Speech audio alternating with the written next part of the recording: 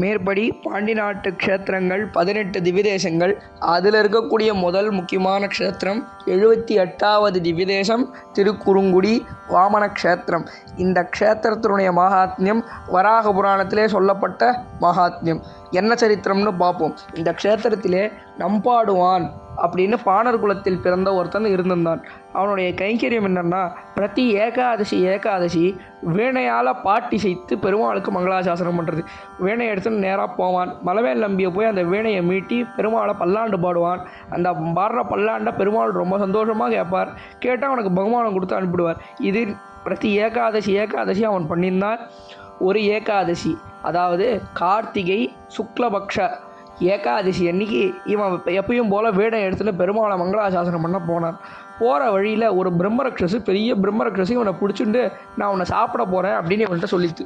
இவன் சொல்கிறான், இது இன்னைக்கு ஏகாதசி, பெருமாளை மங்களாசாசனம் பண்ணணும், பெருமாளுடைய கைங்கரியம் கெட்டு போயிடும் அப்படின்னு சொல்ல, நீ வருவேன்றதுக்கு எனக்கு என்ன சாட்சி? நீ இன்னும் உண்மையாக வருவியா? ஏமாற்றிட்டு போயிடுவியே உன்னை இப்போ அனுப்பினா அப்படின்னு கேட்டது. இவன் சத்தியப்பிரமாணம் பண்ணி கொடுத்துட்டு நான் வரேன், உன்னை ஏமாற்ற மாட்டேன் அப்படின்னு சொல்லிட்டு இவன் போகிறான். மேலே போனான். எப்பயும் போல் வீணையை நன்னா மீட்டினான். பெருமாள் மலைமேல் நம்பி ஆச்சரியமாக கேட்டார். கேட்டுட்டு பெருமாளை சேவிச்சுட்டு திரும்பி வந்தான். திரும்பி வரச்ச பெருமாள் மனுஷ ரூபனா வந்து, நீ போயே ஆகணுமா? அவசியம் போனோமா? நீ இல்லையே, கொஞ்ச நேரம் இருந்துட்டு போயிட அப்படின்னு சொல்ல, நான் சத்தியப்பிரமாணம் பண்ணி கொடுத்துருக்கேன், ஏமாற்ற மாட்டேன், இன்றைக்கி ஏகாதசின்னு இவன் சொல்லிட்டு இவன் போகிறான். பெருமாள் பார்க்க நேராக பிரம்மரக்ஷசன்ட்ட போய், இதோ நான் வந்துட்டேன், என்னை எடுத்துக்கோ அப்படின்னுச்சே. பார்த்த பிரம்மரக்ஷசு பயந்து போயிடுத்து. உயிரை விடுறதுக்கு இப்படி வந்து இவனாவது நிற்பானா? சரி, இவனிடத்துல சொல்லலாம்னு சொல்லி, நான் ஒரு சாபவசத்தினாலே பிரம்மரக்ஷசா இருக்கேன், எனக்கு சாப விமோசனம் கொடு அப்படின்னு இந்த நம்பாடுவானை பார்த்து கேட்க, இந்த நம்பாடுவான் யோசிக்கிறான். திடுதுப்புன்னு வந்து என்கிட்ட சாப விமோசனம் கொடுனா நான் எதை வச்சு கொடுக்குறது உனக்கு அப்படின்னு கேட்க, இப்போ மேலே வீணை எடுத்துன்னு போய் பெருமாளுக்கு பல்லாண்டு பாடினியோ இல்லையோ, அந்த பாடின அந்த பல்லாண்டனுடைய பயனை கொடுத்து எனக்கு சாப விமோசனம் கொடுன்னா.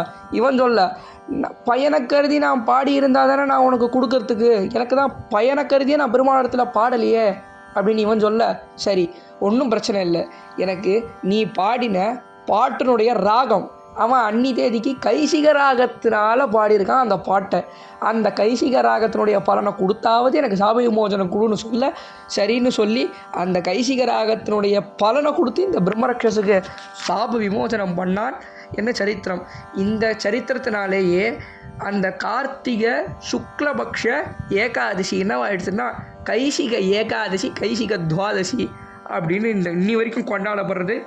ஆச்சரியமான எம்பெருமான். இந்த க்ஷேத்திரத்திலே மகேந்திரகிரி அப்படின்னு சொல்லிட்டு 7 மலைகளோட கூடின ஆச்சரியமான ஊர். இந்த மலைகளிலிருந்து தாவித்தான் அனுமார் சீதாதேவியை பார்க்கறதுக்கு லங்கைக்கு போனார் அப்படின்ற ஒரு சரித்திரம் ஆச்சரியமாக சொல்லப்பட்டது. இனி பெருமாள் எப்படி எழுந்துள்ளிருக்கார், யார் யாரெல்லாம் மங்களாசாசனம் பண்ணியிருக்கார் அப்படின்றத கேட்டுப்போம். இந்த க்ஷேத்திரத்திலே பெருமாள் மூலவர் நின்ன நம்பி, குறுங்குடி நம்பி, இருந்த நம்பி, வடுக நம்பி, வைஷ்ணவ நம்பி, திருப்பார்கடல் நம்பி, மலமேல் நம்பி என்ன திருநாமங்களோடு எழுந்துள்ளிருக்கான் எம்பெருமான். திருக்கோவிலம், நின்ன திருக்கோலம், கிழக்கே திருமுக மண்டலம், உற்சவர், அழகிய நம்பி, சுந்தர பரிபூர்ணன நாமதேயம். இங்கே தாயார் குறுங்குடிவல்லி தாயார். விமானம் பஞ்சகேதக விமானம். தீர்த்தம் திருப்பார்கடல் தீர்த்தம், பஞ்சதுரை, சிந்து நதி. இந்த க்ஷேத்திரத்தை பெரியாழ்வார், திருமழிசை ஆழ்வார், நம்மாழ்வார், திருமங்கி ஆழ்வார் ஆகியோரால் பல்லாண்டு பாடப்பட்ட எம்பெருமான். திருமங்கி ஆழ்வார் சாதிக்கிறார், திருநெடுந்தாண்டகத்தில் முளைக்கதிரை குறுங்குடியுள் முகிலை மூவுலகம் கடந்த அப்பால் முதலாய் நின்ற அளப்பரிய வாரமுதை அரங்கமேய வந்தனனை அந்தனர்தம் சிந்தையானை விளக்குளியை மரதகத்தை திருத்தன்காவில் வெக்காவில் திருமாலை பாட கேட்டு வளர்த்ததனால் பயன்பெற்றேன் வருகவென்று வடக்கிளியை கைகூப்பி வணங்கினாள் என ஆச்சரியமாக ஒரு பாசுரம் சாதிக்கிறார். திருநெடுந்தாண்டகத்தில் நம்மாழ்வார் 5ஆம் பத்து 5ஆம் திருமொழியில் 10 பாசுரம் சாதிக்கிறார். எங்கனேயோ அன்னை மீறுகால் என்ன முனிவதினீர் நங்கள் திருக்கோலத்து நம்பிய நான் கண்டபின் சங்கினோடும் நேமியோடும் தாமரை கண்களோடும் செங்கனிவாய் உன்னினோடும் செல்கின்றது என் நெஞ்சமே. இந்த பெருமாளை சேவிக்க ஆழ்வாருடைய ஹிருதயம் சங்கினோடும் நேமியோடும் தாமரை கண்களோடும். தாமரை கண்கள்லாம் என்ன? தசேதா கபியாசம் புண்டரீகமேவ மக்ஷினி. பெருமாளுடைய கண்களுக்கு உபனிஷத்துக்கள் கொடுக்குற வியாக்கியானம் இது. பெருமாள் கண்களை பார்க்கச்சே செங்கனிவாய் உன்னினோடும். அவர் ஹிருதாந்தமே பெருமாளுடைய சங்கு சக்கரம் எப்படி இருக்குது, சக்கரம் எப்படி இருக்குது, கிரீட்டம் எப்படி இருக்குது, பெருமாள் வட்சஸ்தலம் எப்படி இருக்குது, அப்படி பார்த்துட்டு பெருமாள் பின்னாடியே போகிறதா நம்மாழ்வார் ஆச்சரியமாக மங்களாசாசனம் பண்ணிருக்கார். இந்த க்ஷேத்திரமே ரொம்ப ஆச்சரியமான க்ஷேத்திரம். நம்மாழ்வார் அவதரிக்கிறதுக்கு ஆதாரமாக காரணமாக இருந்த எம்பெருமான் எப்படின்னா, நம்மாழ்வாருடைய பெற்றோர், அதாவது நம்மாழ்வாருடைய அம்மா காரி உடையனங்கையார், இவா 2 பேரும் என்ன பண்ணுறா அப்படின்னா திருக்குறுங்குடி நம்பியை வந்து சேவிக்கிறா.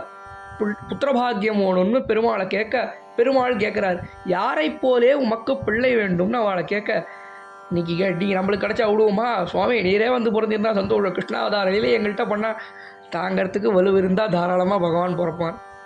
ஆனால் தாங்கணுமே, யசோதை தாங்கினா, கந்தகோபர் தாங்கினார், தேவகி தாங்கினா, வசுதேவர் தாங்கினார், நம்மளால் தாங்க முடியுமா? இவா கேட்க, உம்மை போலே பிள்ளை வேணும்னு கேட்க, நானே வந்து பிறக்கிறேன்னு சொல்லி ஆச்சரியமாக வந்து ஆழ்வார் பிறந்தார். ஆழ்வாருடைய அவதாரத்துக்கு ஆதாரமாக இருந்த எம்பெருமான். இந்த பெருமாளுக்கு சித்திரை மாதம் வசந்தோத்சவம், ஆவணி மாதம் பவித்ரோத்சவம், தை மாதம் தெப்போத்சவம், பங்குனியில் பிரம்மோத்சவம் ஆச்சரியமாக கொண்டாடப்படுற திவ்யதேசம். இந்த க்ஷேத்திரத்துக்கே இன்னொரு விசேஷமான சரித்திரம் என்னென்னா, ராமானுஜன் திருவனந்தபுரத்தில் எழுந்துள்ளிருந்தார்.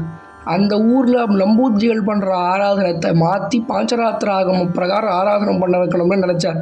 அங்கே இருக்கிறவாள்லாம் பெருமாளத்தில் பிரார்த்திக்க, இவர் ஏன் இவ்வளோ கஷ்டப்பட்டு இங்கே மாற்றணும்னு கஷ்டப்படுறார் அப்படின்னு சொப்னத்தோடு தூக்கின்னு வந்து நேராக திருக்குறுங்குடியில் இறக்கிவிட்டார். வட்டப்பாறைன்ற இடத்துல கொண்டு வந்து இறக்கிவிட்டார். வட்டப்பாறையில் தீர்த்தமானின ராமானுஜன் இந்த க்ஷேத்திரத்தை எம்பெருமானை வந்து சேவித்தார். சேவித்துட்டு எல்லாம் சேவிச்சாச்சு, கிளம்புற நேரம் பெருமாள் ராமானுஜனை பார்த்து கேட்டேன், ஏன் சுவாமி ஒன்று மட்டும் புரியல, நான் பிறந்தேன் யாரையுமே திருத்த முடியல, நீர் எப்படி பிறந்து எல்லாரையும் சிரிச்சுட்டே இருந்தா? ரொம்ப சுலபம்டாப்பா, நீ பிறந்து நான் பகவான் என்னை சரணாகதி பண்ணு என்ன பண்ணுன்ன, ஆனால் நானும் எல்லாரும் போய் பகவான் திருவடி, அவரை தான் பெரியவர், நான் பெரியவன் கிடையாது, அவர் திருவடியை சரணாகதி பண்ணுங்கோ அப்படின்னு சொல்லியே எல்லாரையும் திருத்தி இன்னி வரைக்கும் வச்சுருக்கேன்டா பிரபுன்னு ராமானுஜன் சொன்னபடியால் இன்றைக்கும் திருக்குறுங்குடி மூலவர் சன்னதி உள்ளேயே ஒரு சிம்மாசனம் இருக்குது. ராமானுஜன் எழுந்தருளி பெருமாளுக்கும் பேசின இடம் இருக்குது இன்னமும். அது ரொம்ப ஆச்சரியமான விலட்சணமான அழகோடு இருக்கிற க்ஷேத்திரம் திருக்குறுங்குடி. என் இந்த பெருமாள் திருவடிக்கு பல்லாண்டு. திருக்குறுங்குடி வள்ளி இந்த க்ஷேத்திரத்துடைய தாயார். அந்த நாச்சியார் திருவடிக்கும் பல்லாண்டு, நம்மாழ்வார் திருவடிக்கும் பல்லாண்டு. ஏன்னா இந்த பாண்டி நாட்டு 18 க்ஷேத்திரமும் நம்மாழ்வாரை கடைசியில் சொல்லிட்டு தான் முடிக்கணும். ஏன்னா அவராலேயே ஆச்சரியமாக மங்களாசாசனம் பண்ணப்பட்ட 18 முக்கியமான திவ்யதேசங்கள் என்ன ஆழ்வார் திருவடிக்கு பல்லாண்டு பாடிக்கொண்டு அடுத்த க்ஷேத்திரத்திற்கு பிரயாணிப்போம்.